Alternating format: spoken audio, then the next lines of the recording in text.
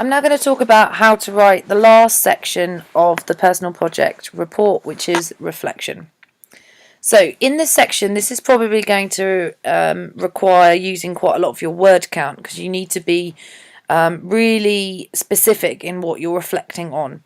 So the first sub-question says, evaluate, which means the pluses and the minuses, the quality of the product and outcome against the criteria. Now in this one, it just requires you to print screen your criteria into the report again. It doesn't necessarily need to be as big as in the previous section of C, where you actually, were demonstrating how you designed your product.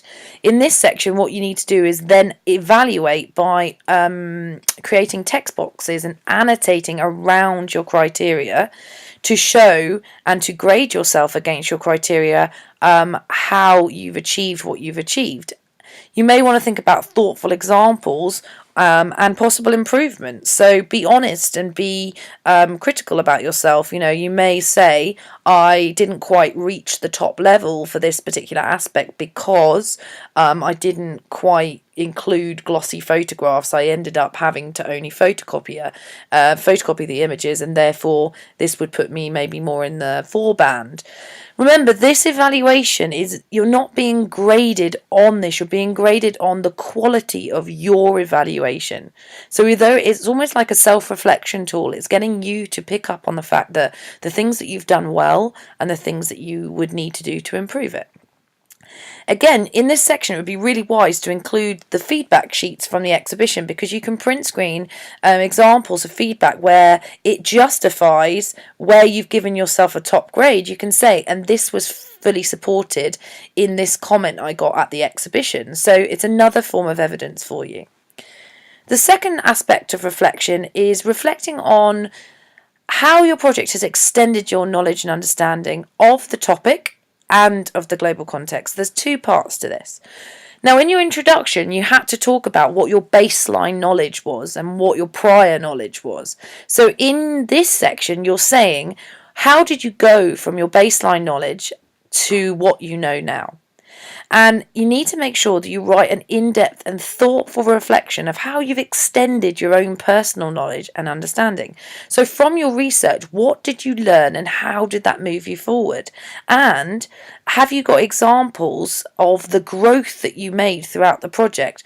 I knew this first, or I thought this. However, from doing my research, I found out that actually this was more relevant to what I was exploring.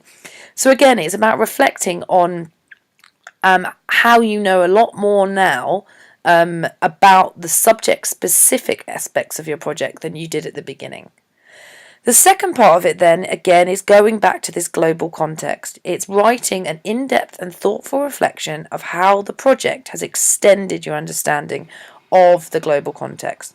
Again, you can use detailed examples of growth, as in, at what stages did you start to really understand personal cultural expression? Were there any parts of the development process where you felt you were really thinking about what was beauty or what was aesthetics? And really, how did you, what was it that made you extend on this global context?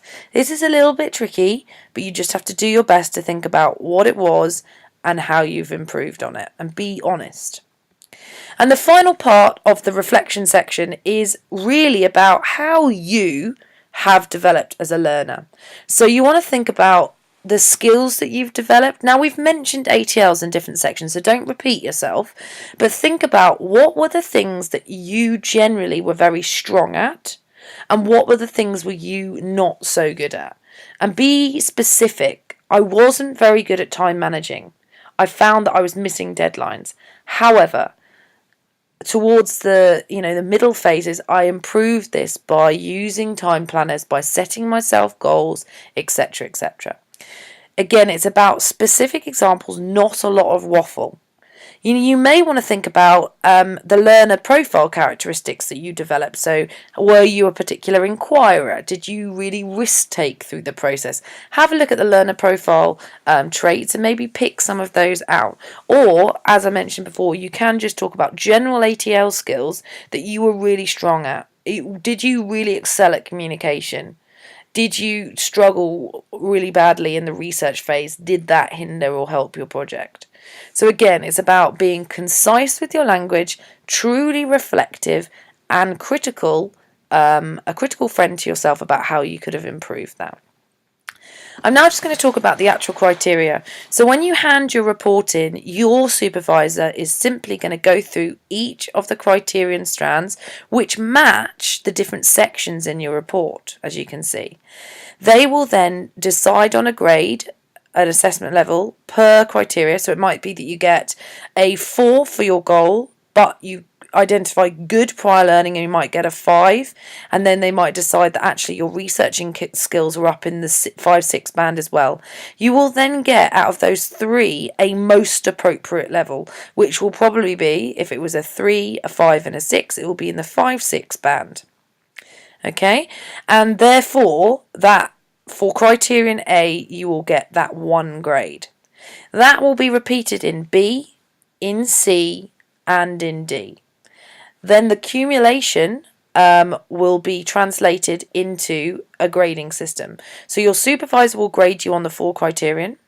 It will be moderated by 1 or 2 other teachers, and the final levels based on all of their grades will be decided there.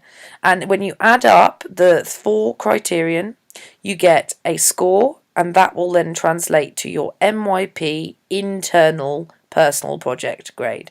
Now the passing level is a 3, so you must get at least 10 to 14 marks to pass the personal project. So that's what you're aiming for as a minimum. That internal grade will then be put on your report, and then subject to external MYP moderation, the IB will grade all the projects that they ask for sample, and then the external grade will appear on your transcript in August. The hand-in procedure on Monday. You will hand in your final personal project report on Monday. That is the only thing you will hand in. Within the report, you will have the appendix, obviously, and your bibliography. In addition to the report, there are 2 official MYP forms that you must include. That is the academic honesty form and the MYP front cover. Now I just want to show you what those things look like. This is the official MYP front cover, which will go on top of your report front cover, and that will include very repeated information, but it will have your name, your candidate number, our school, the school number we will let you know. It's actually on the information that we gave you. It's the first set of digits, and then your school number is the second set. Who is your supervisor? Again, the title, the goal, and the length. And it will say, have you got your academic honesty form? The process journal extracts will be in your appendix, and then your bibliography, obviously. And that's sort of a tick sheet to tell you what needs to be in there. And then the academic honesty form is really a record of where you record when you met, what you talked about with your supervisor, and it's where you both signal signature and initial that you were at those meetings. Now the minimum is 3 meetings. Most of you have had more, so I've included 4 meetings on there, but your supervisor can make a brief comment, and it's a declaration to say that this is your own work, and it's a declaration to say that your supervisor confirms that they can authenticate the work. You will both sign and date that. If you have not had the minimum of 3 meetings, they cannot authenticate your work. If you have not done a draft report, they may choose to have a conversation with you to figure out whether your final report that you submit is your own work, because they will have not seen a draft. Again, this is a concern for the authentication of this. So those 2 documents and the report will be handed in on Monday. You will hand to Miss Bassington, and I will be coming around with a box, so you'll give us a printed copy with the academic honesty form and the MYP front cover and a printed report. Now, you're only going to have that time in YA to do that, so do not anticipate using all the printers between 9 and 9:20, as that may not be a good management of your time. In addition to a hard copy that you're going to hand in, you're also going to upload your final report as a PDF onto ManageBack, because this is the version that we send off to the MYP. You need to make sure that you have scanned copies of the honesty form and the front cover, so that you have those documents on ManageBack. That concludes how to do the MYP Personal Project Report. I wish you lots of luck. Thank you very much.